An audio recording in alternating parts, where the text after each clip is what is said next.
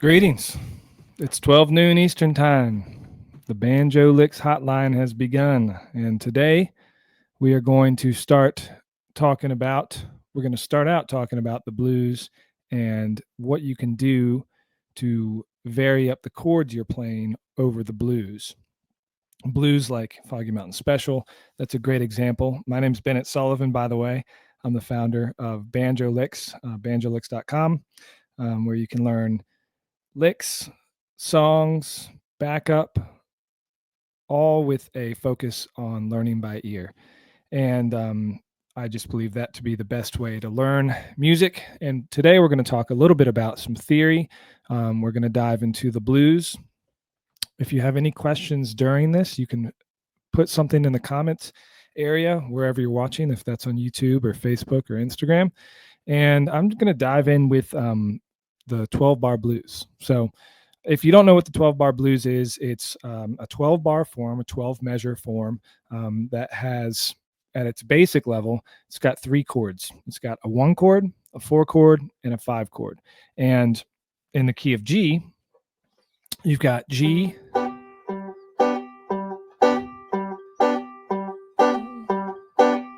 and then C, G, and then D, back to G. So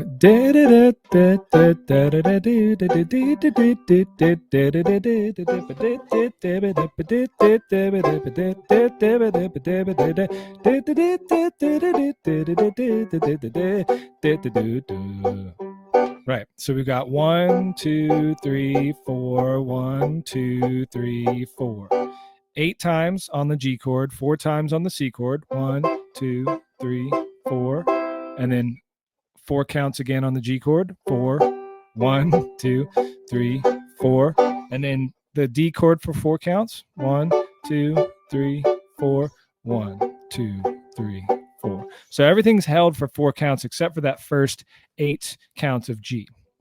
All right, so if you don't know the 12-bar blues, there's tons of lessons on the internet about it. I'm not going to go super deep into that, but that's just the very basic version using triad chords. There are an infinite numbers of way to play the blues in a lot of different styles: bluegrass, jazz, blues, rock. I mean, there's just tons of ways to approach the blues. We're going to talk about how to jazzify our playing a little bit, just from adding some color tones to our chords. And so I was just using triad chords. I was just using a G chord, right, which is a triad because it's got 3 distinct notes. It's got a G, it's got a B, and it's got a D. And that G up there, that 4th note, is just a bonus. It's just an octave away from the first note that I played. So that's not a distinct note, as I like to call it. And those notes are the root, the 3rd, and the 5th of the chord. Now, to make a 7th chord, we're going to add a note. A 7th chord is a 4-note chord. And so we're going to add a note, and we're going to add the 7th scale degree. And when you say 7th, and you're talking about like a G7th or a C7th or a D7th, you're implying that it's a dominant 7th chord, which means you're using a flat 7 from the scale. So you're going up the scale. You're going G, A, B, C, D, E, F sharp, which is the 7th, and then G. But instead of using that F sharp, which is the natural 7th in the scale, we're flatting that 1 down, and we're making that a dominant 7th or a flat 7th. So it's 1, 2, 3, 4, 5, 6, 7, 1. And so we're going to use that flat 7 of the chord, and that creates our 7th chord, our G 7th chord. So this is a closed position chord. You can use it all around the neck.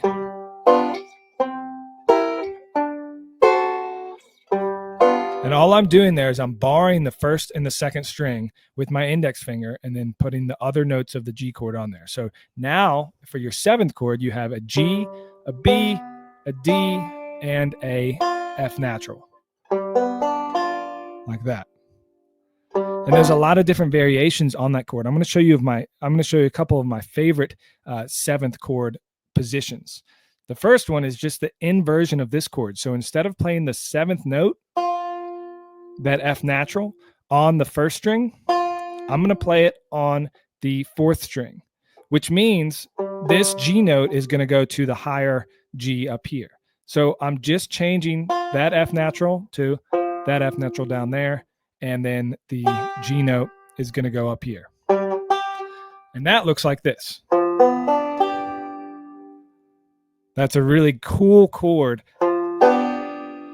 And the reason that I like that chord so much is because, well, you have the seventh in the bass in the banjo, which is a little strange. You know, you're hearing instead of,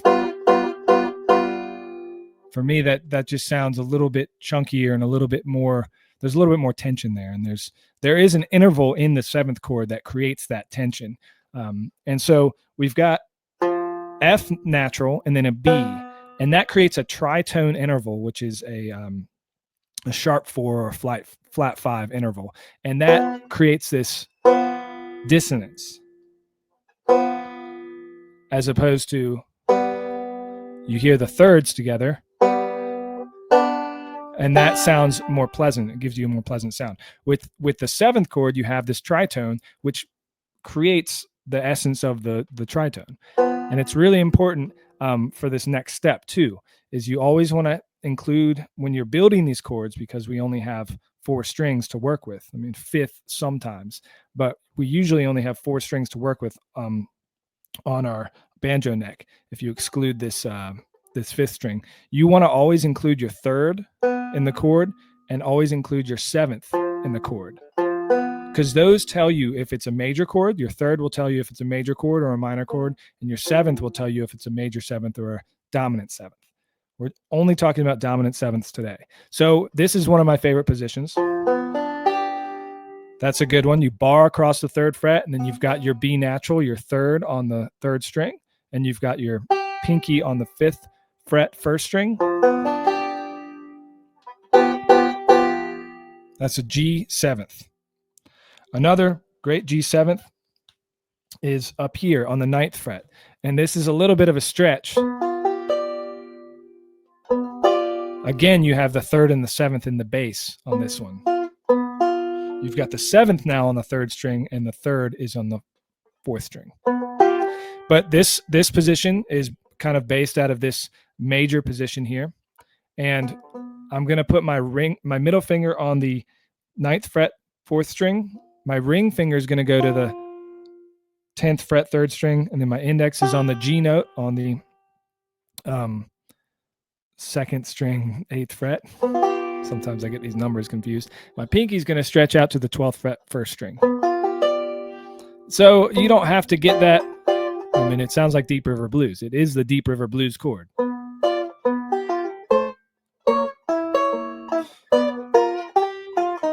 You know, you've got that deep rain, let it pour.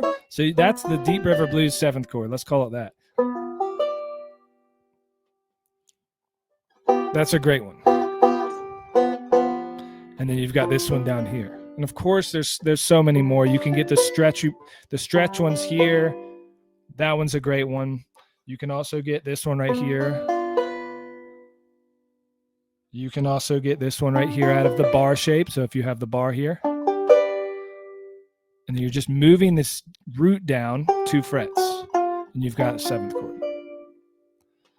But we're mostly just going to work out of these 2 positions. This position, and then this position right here. So we've gone over 7th chords. What's a 9 chord now? So the 9 chord is just adding in that 9th scale degree. And yes, the 9th is also the 2nd scale degree. So it's all the way up there on a G scale. You're going, and I included that dominant 7th in my G scale just because we're gonna include the dominant 7th. A 9th chord implies that it's a 7th chord. It's a dominant 7th chord. So when you see G9 on a piece of paper, or if someone says play a G9, you're not going to play G major 9, because that would be notated as G major 9. You're going to play G dominant 9. That's what they mean when they say G9 on the sheet music. So we're going G, 1, 2, 3, 4, 5, 6, 7, 8, 9. And that ninth tone is an A note. So out of this position, this is one of my favorite ninth chords. And we've got to shift our fingers around a little bit. We're getting the seventh in there, we're getting the third in there, and we're getting the root in there. And we've also got our 9 in there. So from our 9 to our root, we've got 9 on the 7th fret, first string, ring finger on the 6th fret, second string, index finger on the 4th fret, third string, and then middle finger on the 5th fret, 4th string. So you've got this G9 chord right there, which is cool. You know, you can also go back here and get your 9 like that. And that's a really cool chord. That omits the root altogether, but that is kind of a crazy stretch. And I rarely play that. Sometimes I may play like parts of it, but I really go to this, I gravitate towards this chord when I play a 9 chord out of the 5th fret. All right, so that's our G9 right there. And now here's one of my favorite G9 positions up here. You're taking this position. Remember the Deep River Blues G chord? Ah, keep messing that up.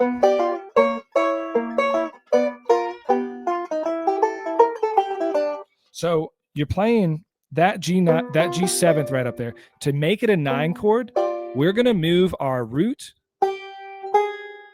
up to that A note, and that's the 9 of the chord. And so now our shape looks like that, which I'm barring with my middle finger, kind of collapsing my knuckle there to get that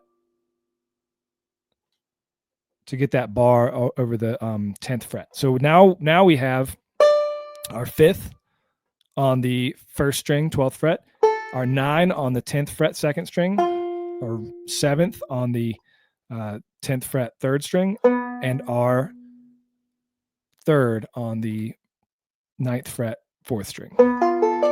So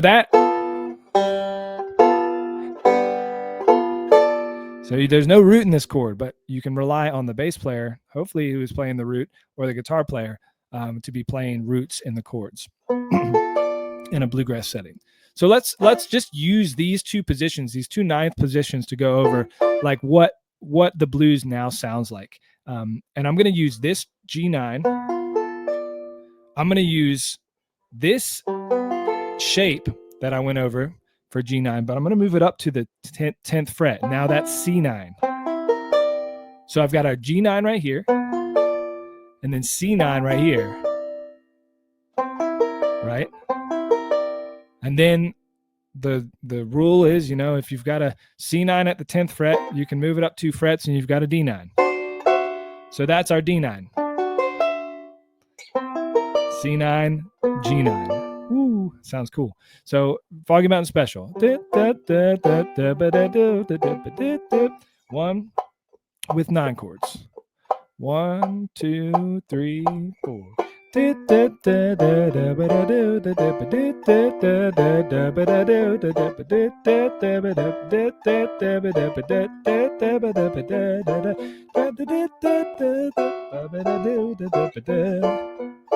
Again. C9,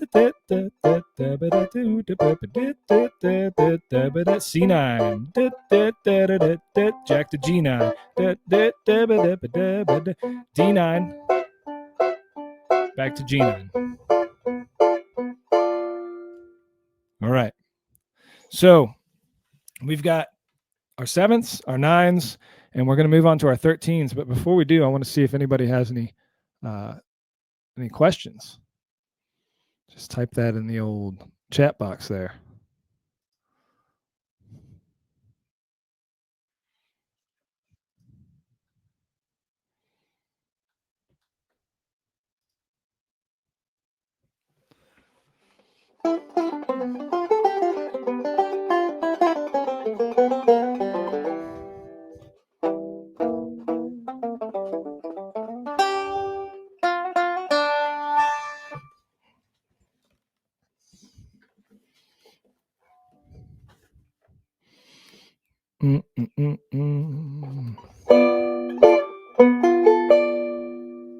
Sunrise Lee says, these seem like they could create some cool walking bass lines. Whoa.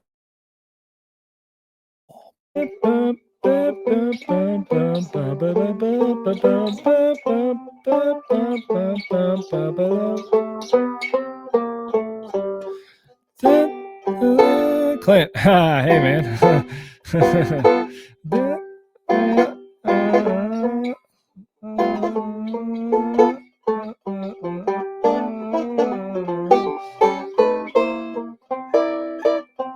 Yeah, I mean, I'd have to work something out to work a walking bass line into these. That's a great question.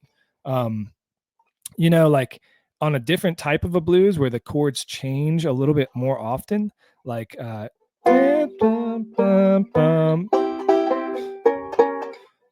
yeah.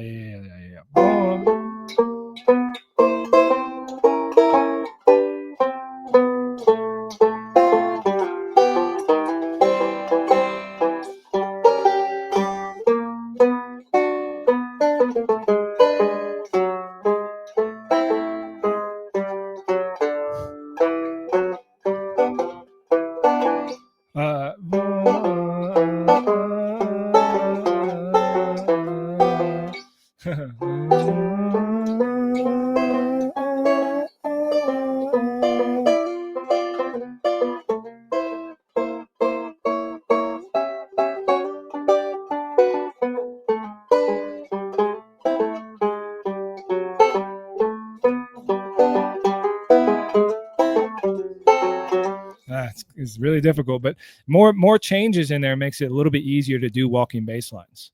So that blues, just going through it really quickly, was like G, seventh, C diminished, G seventh, D minor seventh, or G seventh, C sharp diminished, G, E seventh, A, D, G, E. So that's way more jazzier because I'm putting a lot more chords in that, but it's still a blues. And that's what I was saying at the beginning. There's a lot more things you can do with it. Will you recommend any banjo festivals for 2025? Oh, I don't know. Banjo festivals. I mean, I like the Idaho Bluegrass Camp. That's one of my favorites. I don't know any festivals, but I do know there's a lot of camps happening this year. Maybe Banjo Licks just did our camp. So we're not going to do one in 2025. We'll do one in 2026. Neil says, hey, Bennett, any examples of how to play seamlessly play melodic lines over 1, 4, 5 type progressions? Yeah, I mean, I use a jazz technique called what's it called? Excuse me, target tones. So I'm aiming for certain notes in the chord. So for example, on a blues, I'm aiming for, if I'm switching chords to my C chord, I'm aiming for one of those notes in the C chord. So we got our G chord.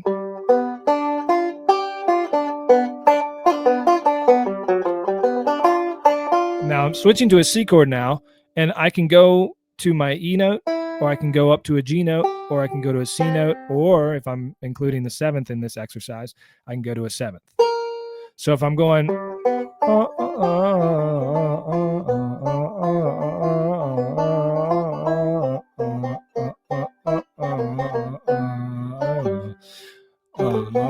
now I'm going to D seventh.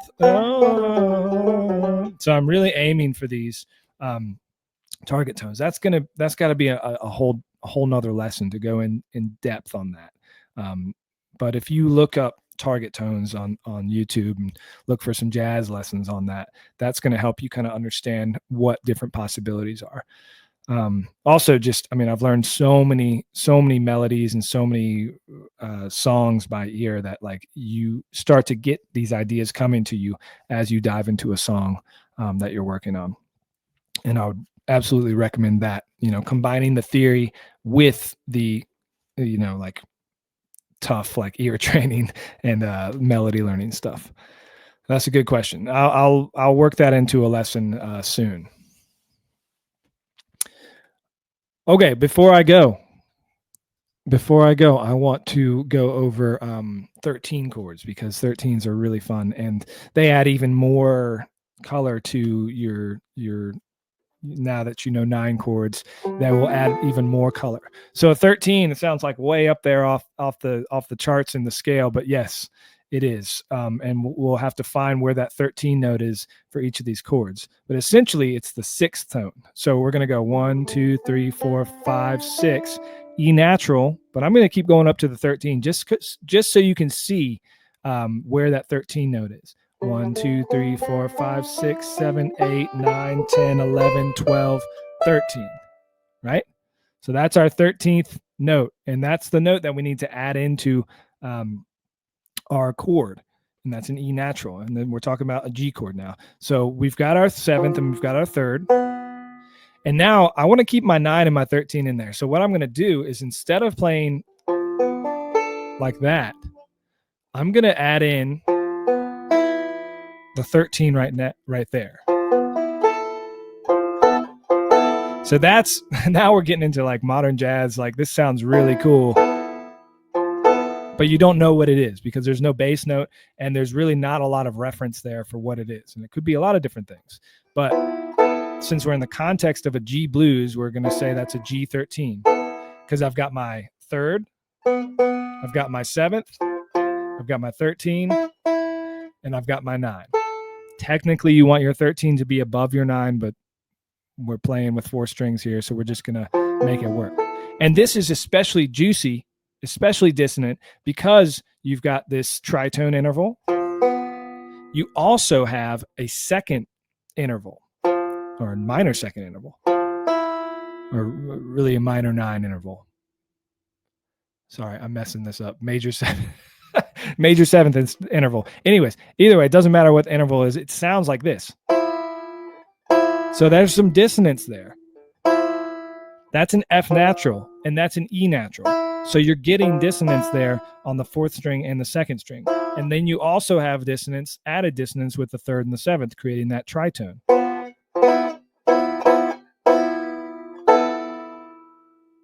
And then you've got your 9 here, and that's pretty consonant with everything else, which is interesting. So your 9, then you've got your E, which is a 5th, and the 9 in the B, which is a minor 7th, and then 9 in the F natural, which is actually like a 3rd.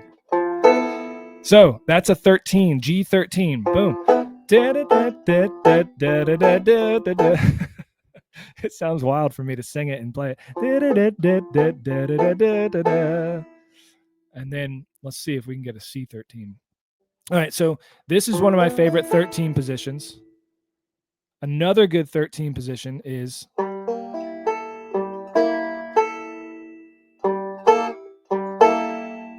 so that's a C13.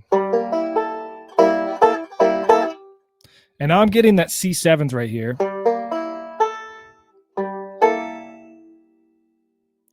And I'm not getting a 9 in there. There's no D. Although, if I put that 9 in the bass, you could create a really cool, that's a really cool chord. I don't think I've ever done that before, but it's fun to think about this stuff. But you've got this 9 right here out of the bar position. That's a bit of a stretch, so I like to just use the bottom 3 strings. Like, omit that 5th. That's the 5th of the chord right there, because we're talking about C.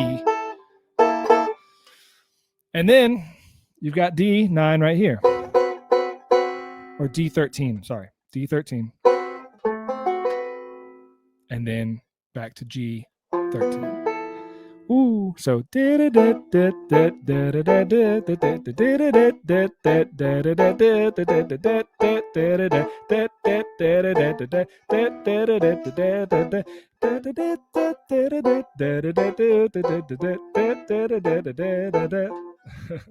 so that's a lot, and that's a lot of theory to think about.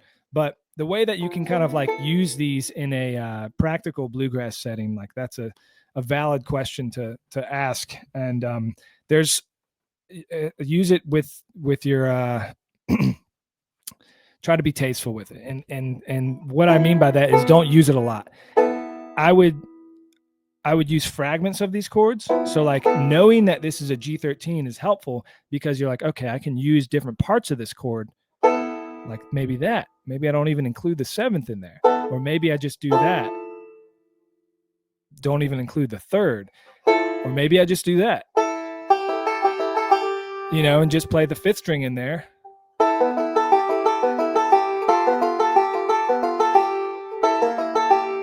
Then you can switch to C.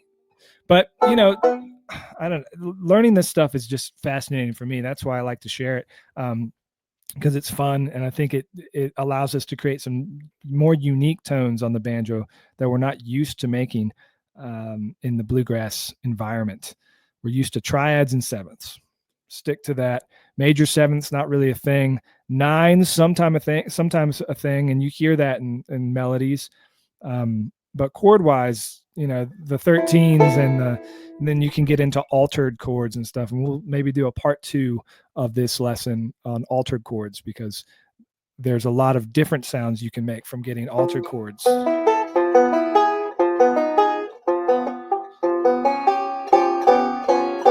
Like making flat 5s, sharp 5s, which are augmented chords, flat 9s, sharp 11s. There's all these different ones that kind of go way deeper into jazz theory than just 7th chord theory, 7th, 9th, and 13ths. All right. I think I'm going to just leave it there because we've been going for about 25 minutes now. Please share your questions if you have them. I hope this was helpful. If you have any questions about banjolicks.com, you can email me at letspick@banjolicks.com. If you have questions about this, feel free to email me there as well. Banjo Licks is $16 a month, or $144 for the year, which breaks down to $12 a month. I think it's a great place to learn. There's over 300 licks there, and then there's song experiences. There's backup versions of a lot of different popular bluegrass songs. So it's a great place to get everything you need for bluegrass banjo. And I'm enjoying doing these Tuesday hotlines. So if you have a question for me to cover at the hotline, let me know. And thanks for being here. We'll see you next time.